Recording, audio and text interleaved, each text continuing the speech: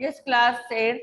आज हम अपनी पसंद पुस्तक से पाठ 5 चिट्ठियों के अनूठी दुनिया के प्रश्न उत्तर रिवीजन के रूप में करेंगे। तो चलिए स्टार्ट करिए। पहला क्वेश्चन है आपका, आप कैसे कह सकते हैं कि पत्रों की दुनिया अजीबोगरीब है?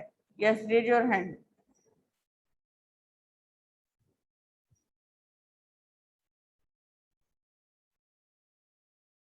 कौन बोल रहा है? आप कैसे कह सकते हैं? गीत खुराना बोलो बेटा।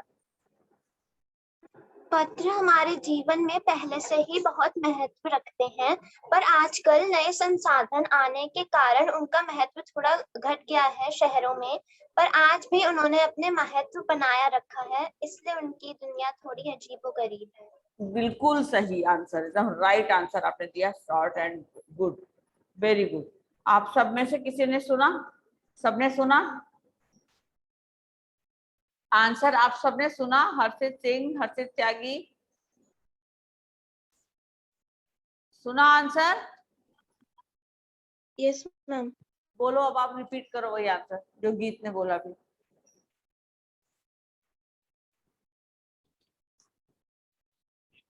रिपीट करो बेटा।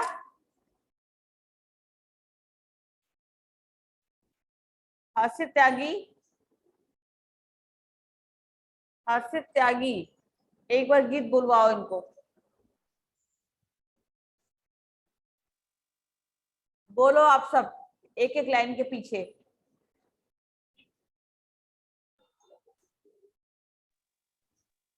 पत्र हमारे जीवन में बहुत महत्व रखते हैं। बोलो आप लोग, बोलो। पत्र हमारे जीवन में बहुत महत्व रखते हैं। हाँ, पर आजकल नए संसाधन आने के कारण बोलो। पर आजकल नए संसाधन आने के कारण शहरों में उनका महत्व थोड़ा घट गया है। शहरों में उनका महत्व थोड़ा घट गया है, पर उन्होंने अभी भी हमारे जीवन में अपना महत्व बनाए रखा है। पर उन्होंने अभी भी हमारे जीवन में अपना महत्व बनाए रखा है। इसलिए पत्रों की दुनिया थोड़ी अजीबोगरीब है। इसलिए पत्रों की दुनिया बहुत अजीबोगरीब है। अब याद हुआ? याद हुआ सार्थक साइकिल? Yes ma'am. बोलो, बोलो, बोलो आंसर। मैम, पत्रों का उद्योग अब थोड़ा कम हो गया है, क्योंकि नए साधनों की वजह से पत्रों का उपयोग अब कम हो गया है, लेकिन फिर भी उन्होंने हमारे जीवन में अपनी जगह बना के रखी है। इसलिए पत्रों की दुनिया बड़ी अजीबोगरीब है। पत्र यादों को किस तरह सहेज कर रखते हैं? सेकंड का आंसर बोलिए, रेज योर हैंड। पत्र यादों को किस तरह सहेज कर रखते हैं?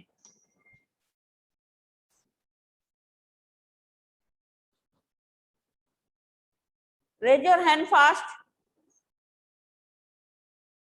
आर्यन शिंदे बोलो।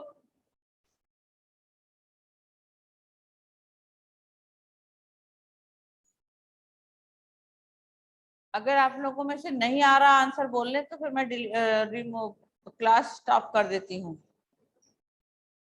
बोलिए। मैम कौन से क्वेश्चन का देना है? सेकंड, पत्र यादों को किस तरह सहेज कर रखते हैं? मैम हम अपने पत्रों में लिखे हुए भाव को सहेज कर रख सकते हैं, क्योंकि जब हमें उनकी इच्छा हो तो हम उन्हें बार बार पढ़ भी सकते हैं।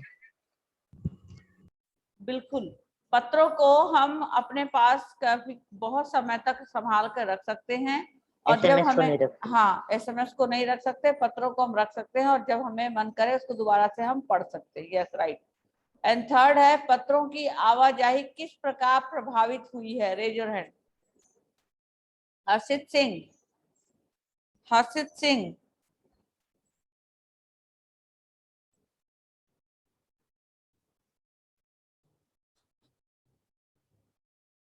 यस हर्षित त्यागी बोलो। पत्रों की आवाजाही एसएमएस फोन के कारण बंद हुई है क्योंकि लोग सोचते हैं कि पत्र का लिखने का हमारे पास समय नहीं है, तो हम एक एसएमएस ही भेज देंगे, उसमें काम हो जाएगा। एसएमएस बेटा बेटा पत्रों की आवाजाही किस प्रकार प्रभावित हुई है बताओ, ये एक बार फिर से बोलो तो जरा, बोलो बोलो एक बार फिर से बोलो। आपने जो बोला वही आंसर रिपीट करिए। पत्रों की आवाजाही एसएमएस और फोन के कारण बंद हुई है।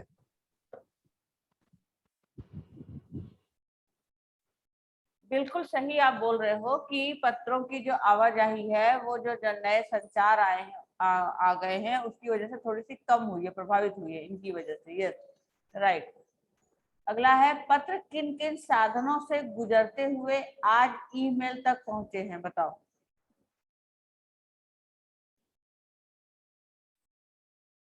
सबसे पहले कैसे शुरू हुआ पत्र भेजने का कार्यक्रम, लिखने का कार्यक्रम, कहाँ से कहाँ से पहुंचे हैं बताइए। पहले कंप्यूटरों के जरिए पत्र भेजते थे। यस यस यस बोलिए। सबसे पहले कंप्यूटरों के जरिए पत्र भेजते थे। आवाज नहीं आ रही आपकी बेटा।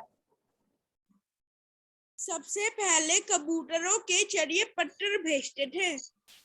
बिल्कुल। उसके बाद उसके बाद बेटा यातायात का साधन बढ़ गया, ट्रेन, बस, हवाई जहाज, ये सब आ गए, उनके उससे हमारे पत्र इधर उधर हम डाकियर को दे देते थे। हाँ, फिर डाकघर हो गया, फिर पार्सल हो गया, उसके बाद आज ईमेल और ये नेट का जमाना आ गया। इन साधनों से गुजरते हुए यहाँ तक पहुंचे, मेल तक। अब गांव में डाकिये को किस रूप में देखा जाता है और क्यों, बोलो।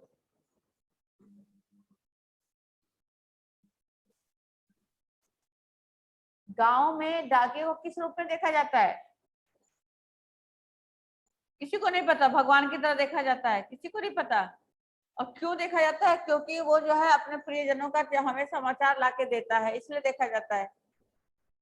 और मनी ऑर्डर लाके देता है। कितने ही घरों में जो है उसके मनी ऑर्डर आने पर ही घर का चूल्हा जलता है, यानी कि वो कुछ खरीद ला के घर का सामान ला पाते हैं, क्योंकि उनके बेटे नौकरी कर रहे होते हैं, बाहर रह रहे थे और वो पैसे भेजते हैं अपने घर वालों के लिए। तो कितने ही घरों का चूल्हा जो है उनको देख कर जलता है मनी ऑर्डर आने पर। अब पिन कोड भी संख्याओं में लिखा गया एक पता है, कैसे बताओ? किस तरह से? पिन कोड भी एक तरह से संख्या में लिखा गया एड्रेस, क्योंकि हर जगह का पिन कोड अलग होता है, और उस जगह का पिन कोड अगर लिखा होगा तो एटलीस्ट उस शहर में वो आपका पत्र पहुंच जाएगा। उसके बाद अगला है, पत्र लेखन की कला के विकास के लिए क्या क्या प्रयास किया गया? क्या क्या प्रयास किया गया?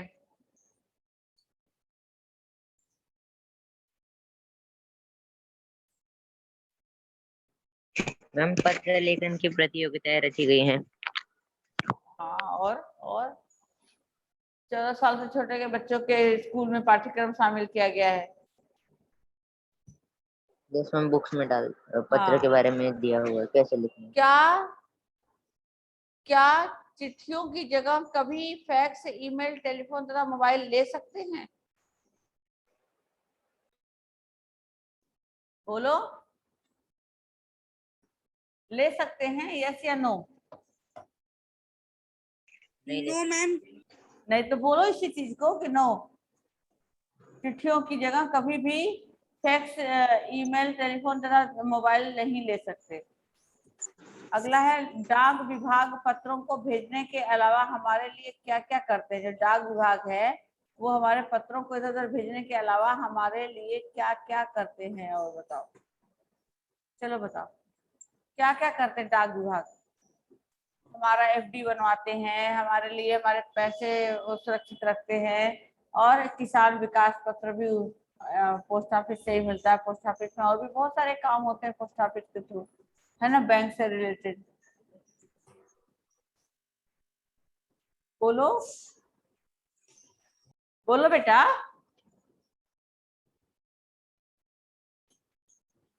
डाक विभाग हमारे पैसे सुरक्षित रखते हैं। हाँ बिल्कुल सही। जय फिर भी हिम्मत करके बोलता है, उसको जितना आंसर आता है, बाकी बच्चों को तो बोलने की जरूरत नहीं होती, अपने आप को म्यूट ही नहीं करते। Very bad. चलिए ये कविता की लाइन पढ़िए और इसमें से आपको आंसर देना है। स्टार्ट करिए रीडिंग। जय पढ़ो। पक्षी और बादल या भगवान के डाकिये हैं जो एक महादेश से दूसरे महादेश को जाते हैं। हम हम तो समझ नहीं पाते हैं, मगर उनकी उनकी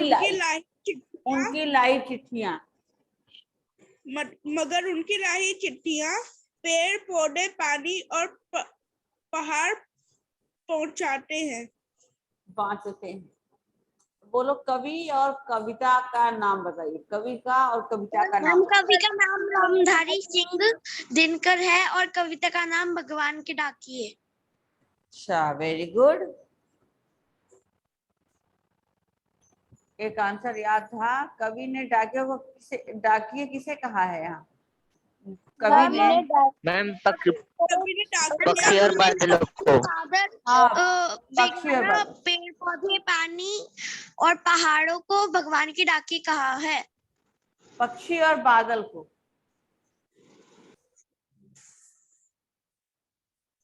नेक्स्ट है पक्षी और बादल क्यों डाकिये कहलाते हैं? मैम क्योंकि वो भगवान के संदेश को एक महादेश से दूसरे महादेश में पहुंचाते हैं। Yes right. नेक्स्ट है इनके संदेश कौन पढ़ने में सक्षम होते हैं? इनके संदेश पर्वत पानी और पहाड़ी ही पढ़ पाते हैं। हाँ वेरी गुड वेरी गुड। हम मनुष्य इनके संदेश समझ नहीं पाते। हाँ हाँ बिल्कुल सही। महादेश से क्या तात्पर्य है बच्चों? एक देश से दूसरे देश पर जाना। बड़ा देश। Yes right.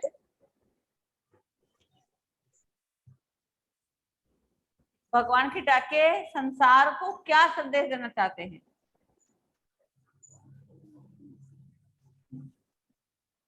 भगवान के डाके पाठ से आपको क्या भगवान के डाकिये भगवान का दिया हुआ संदेश लोगों तक पहुंचाना चाहते हैं। यस क्योंकि भगवान के जो डाकिये वो खुद तो कोई संदेश नहीं लिखते ना, तो वो देते। भगवान के डाकिये संसार को क्या संदेश देना चाहते हैं? भगवान के डाकिये संसार को एकता अनेकता में एकता से रहना है ना, भाईचारे भेदभाव नहीं करना, इस तरह की बातों का जो संदेश देता है। भेदभाव न हाँ करके। हाँ। अब अगला है ये पढ़ो आर्यन सिंह कविता की लाइन। हम तो केवल यह आखते हैं कि देश की धरती दूसरे देश को सुगंध भेजती है और वह सौरभ हवा में तैरते हुए पक्षियों की पाखों पर तिरता है और एक देश का भाव दूसरे देश में पानी बनकर गिरता है। गुड।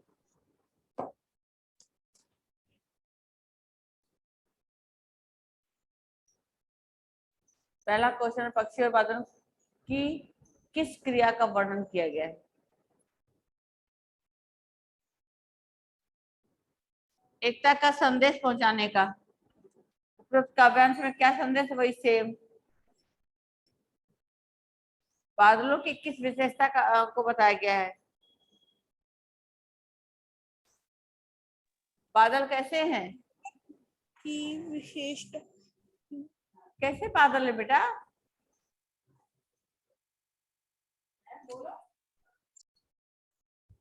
बादलों की किस विशेषता को बताया गया है? मैम बादल एक देश से भाप बनकर हाँ, दूसरे देश में जाके पानी के रूप में बरसते पानी हैं। बनकर गिरता है। यस। अब है एक देश की का सौरभ दूसरे देश कैसे पहुंचा है? कैसे पहुंचता है? पक्षियों के मैम पाख बादलों के द्वारा। नहीं, पक्षियों के पंखों पर तिरता हुआ पहुंचता है, पक्षियों के पंखों पर तिरता हुआ पहुंचता है। ओके, चलिए अब आप आज यहीं तक। धरती देश सुगंध का कल आपका, बाकी जो भी बच्चे हैं सब बच्चा आज कल में अपनी फीस जमा करा के क्लियर करो, नहीं तो फिर नेक्स्ट एकेडमिक पेपर नहीं दे पाओगे। ठीक है, और अभी मैथ्स का पीरियड है ना आप लोगों का। Yes no? Ma'am yes. Yes बेटा, जाइए ज्वाइन करिए।